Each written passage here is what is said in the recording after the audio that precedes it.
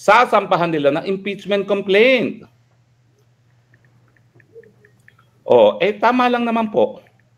Oo.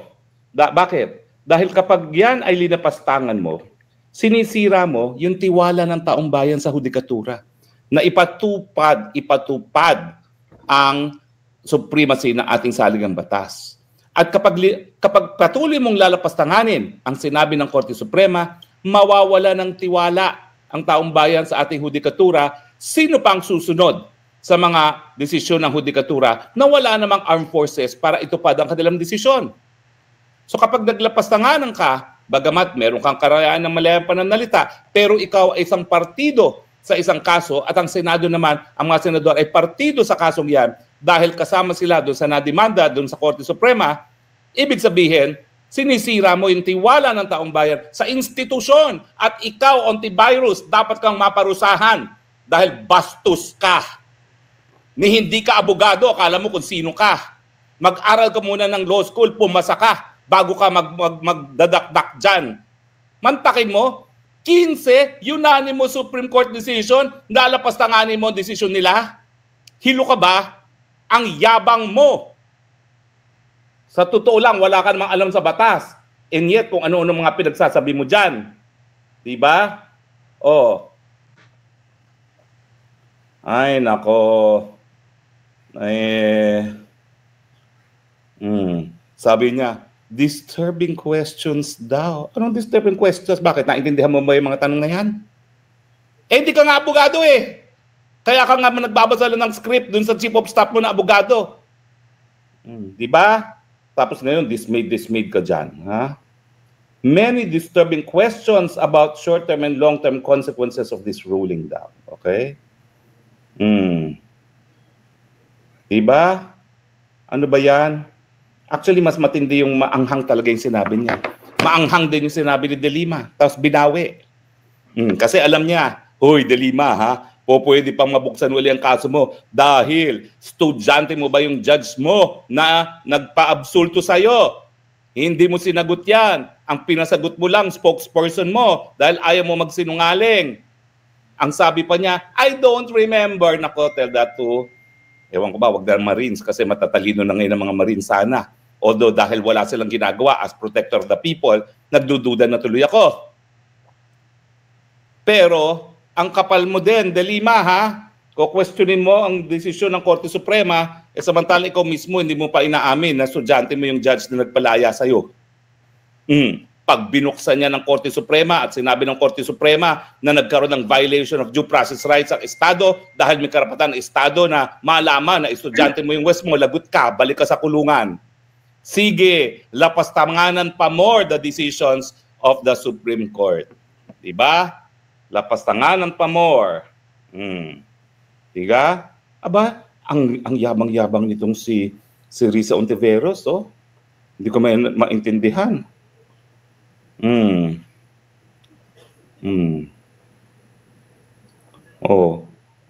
Saligang batas daw is a public trust. Kaya nga nakakadismaya na ikaw, kung anong dinadakdak mo, wala ka naman dahilan at sinisira mo pa ngayon ang tiwala ng taong bayan kasama ni De Lima. At ganun din naman, itong si Pangilinan, ha? Itong sa Pangilinan, mag-ingat. Dahil meron ng desisyon ng Korte Suprema na hindi ibig sabihin na palibasa ikaw ay senador na babaliwala yung katungkulan bilang isang abogado, which applies also to De Lima. Na kinakailangan, wala silang gagawin na kahit ano para masira ang tiwala ng taong bayan sa hudikatura. Ako, marami akong reklamo laban sa Korte Suprema. Hanggang ngayon, yung mga kaso ko hindi na-dedesisyonan, pero ako ba'y nagreklamo? Hindi. Dahil alam ko, obligasyon ko bilang isang abogado na itaguyod yung integridad ng hukuman mismo at wag akong manira. Naka-exile nga ako, nahiwalay ako sa pamilya ko, wala kayo narinig sa akin na kahit ano laban sa hudikatura. Dahil alam ko naman, bagamat subject din sila to political pressure, naintindihan ko rin ang buhay nila. Palaki kasi ako ng West.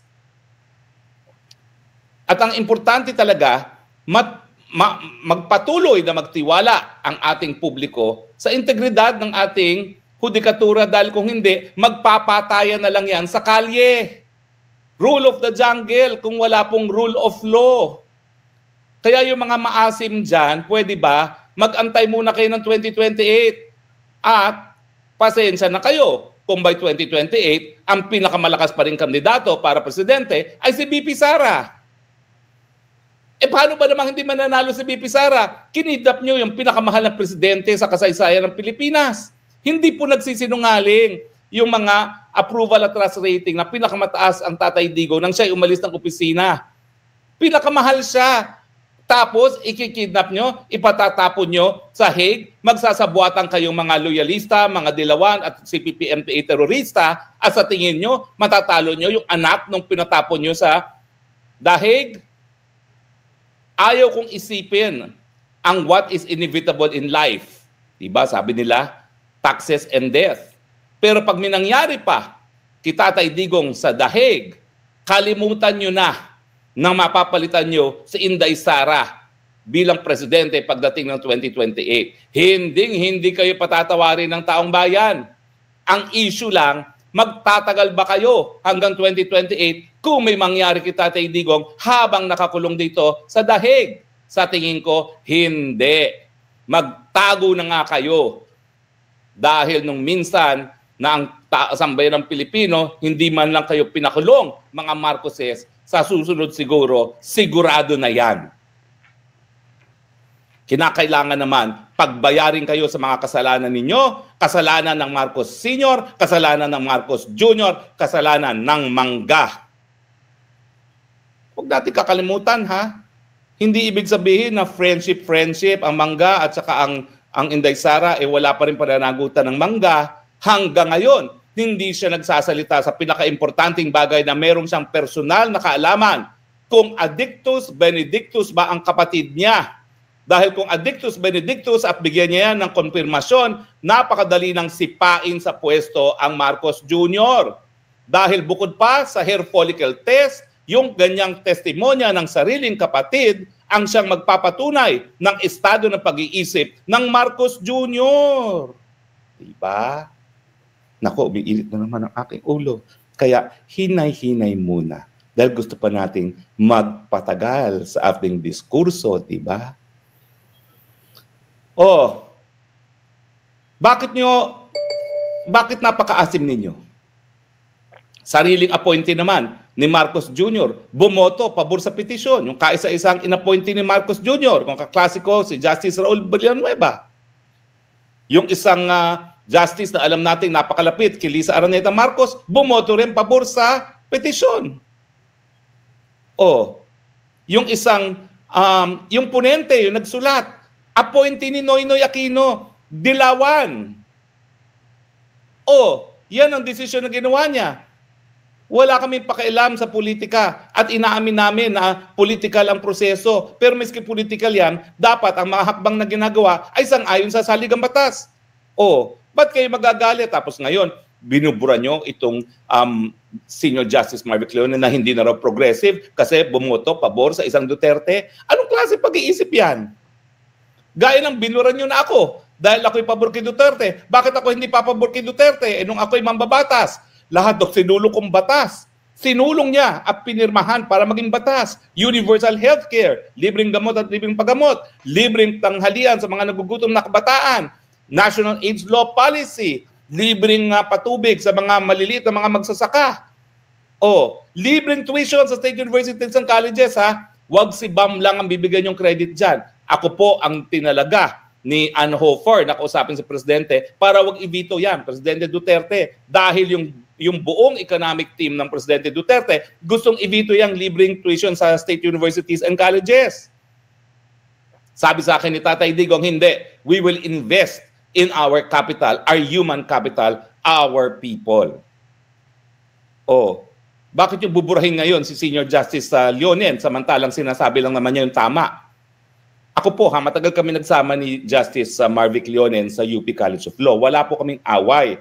Pero sa totoo lang, hindi rin kami magkakampi sa aming kampo. Dahil dyan sa UP College of Law, palaging divided yan. Pero hindi po nawala ang respeto ko kay Justice Leonen, miski hindi pa siya justice, dahil alam ko naman, in the end, sumusunod yan o gagawin niya ang tama. At tama naman yung kanyang desisyon. So let us give credit where it is due. Dahil kung ang kanyang political na paniniwala lang ang kanyang susundin, talagang hindi yan boboto pabor kay BP Sara dahil talagang dilawan siya to the core.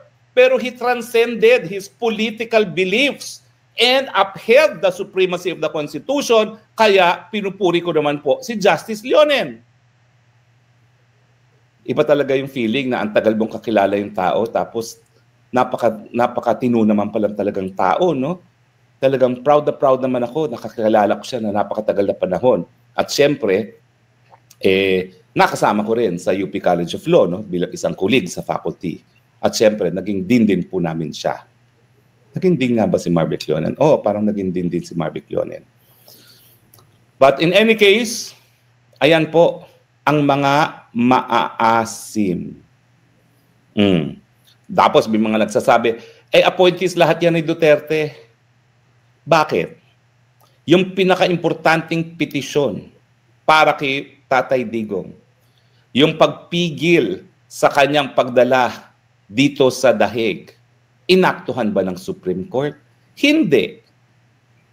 Yung petisyon na hinain ni Attorney Delgra na merong TRO, sabihin na natin naging mutan academic dahil nailipad na sa Dahig. Nag-issue ba ng TRO? Hindi. Yung TRO na yon, magagamit pa rin yun dito sa ICC. Hanggang ngayon walang desisyon. Kung talagang rubber stamp ni Tatay Digong ang mga justices dahil siya nag-appoint, nandyan yung desisyon na yan. Dahil ang pinaka-importanting desisyon kay Tatay Digong ngayon, yung kanyang pagkakakulong sa Dahig na hanggang ngayon walang resulta. So itigil nyo na yung paninira sa Korte Suprema. Hindi po totoo na palibasa ang nag-appoint ay si Tatay Digong, sunod-sunuran lang sila. Dahil kung ganun ang nangyari, meron na pong desisyon na talagang magagamit laban dyan sa pagkakakulong ni Tatay Digong sa ICC dahil sa hanggang ngayon ay wala pa. Pero anong magagawa ng Korte Suprema? Yung impeachment, ang intensyon talaga ng taong bayan nung binigyan ng ratifikasyon ng 1987 Constitution, talagang hindi gagamitin yan bilang sandata para sa politika. Pero nakikita natin na talagang ang impeachment ngayon ang dalas sa Pilipinas. Kung ikukumpara mo sa bansa ng Amerika, kung saan kinopya natin yung proseso ng impeachment, napakadalas dito. May laban kay Chief Justice David. May laban kay GMA. May laban kay Ombudsman Gutierrez. May laban kay Ombudsman Desierto. Di ba? Ang daming beses kay Andy Bautista na tama naman talagang na-impeach namin dahil sa bribery. Ngayon, nagtatago sa Amerika. At talagang hinahabol ang Amerika dahil din sa money laundering in connection with bribery. Di ba? Huwag niyong kakalimutan yan, ha? Yung in-impeach namin si Andy Bautista, dadalawa lang kami ni Gwen Garcia as against the whole Congress na hawak sa leeg nung Pariñas na majority floor leader. Pero nanindigan kami na kinakailangan tanggalin ng Andy Bautista na itigil nga dahil nag-dismiss. Pero we were vindicated kasi nga, ayun, sa Amerika nagtatago. Wala na ata sa Amerika, nasa Canada na. Nahabol dahil meron siyang money laundering, bribery case. At merong reklamo sa kanya na tumanggap ng milyon-milyones galing sa Smartmatic. Diba? Smartmatic na siya ring kumpanya na nagdeklara na panalo ang Marcos Jr. na nakakuha di umano ng boto ng malapit lang kay Sara Duterte na sinasabi naman ni Atty. Glenn Chong, panalo nga siya pero hindi ganyang kalaki. Dinagdagan ng boto dahil mawawalan siya ng moral authority to lead kung tambak-tambak naman ang lamang niya ni BP Sara sa kanya. At naniniwala naman ako ng talagang tambak na boto ang nakuha niya kung ikukumpira lang ni BP Sara, kung ikukumpira sa boto ni Marcos Jr.